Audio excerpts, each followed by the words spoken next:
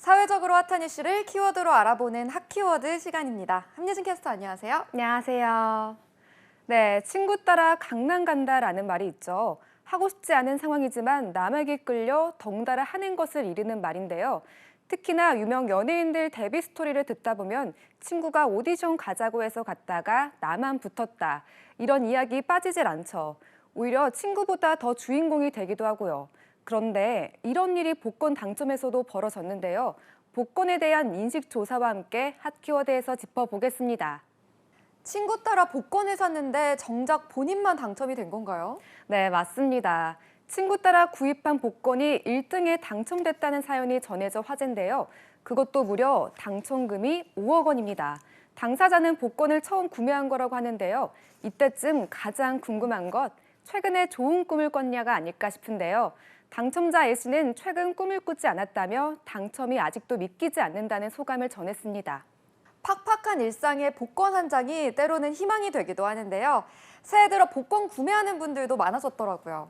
네, 그렇죠. 특히나 복권은 경제가 어려울수록 잘 팔리는 대표적인 불황 상품인데요. 코로나19 대유행 직후 크게 뛰었습니다.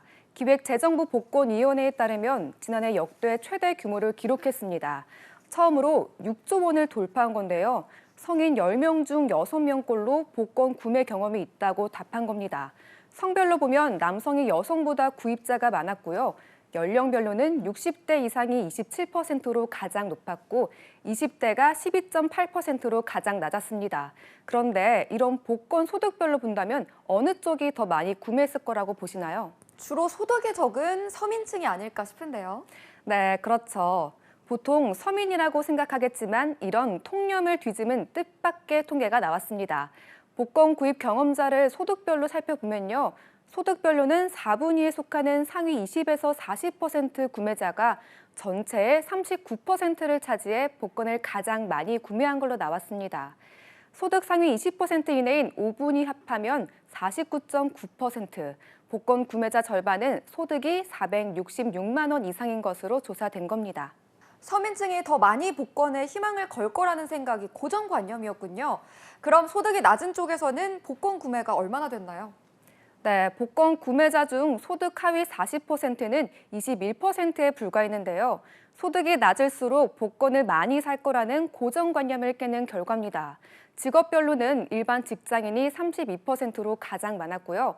자영업자와 전업주부였습니다. 생산직 종사자 순위로 나왔습니다. 오히려 일반 직장인 고소득층이 복권 구매에 더 열성적인 겁니다.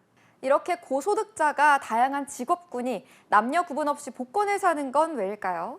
네, 복권 한 번쯤 사보신 분들은 그 기분 아실 것 같습니다. 당첨 여부는 알 수 없지만 한 장의 복권을 갖고 있는 것만으로도 다양한 상상의 나래를 펼치게 되는데요.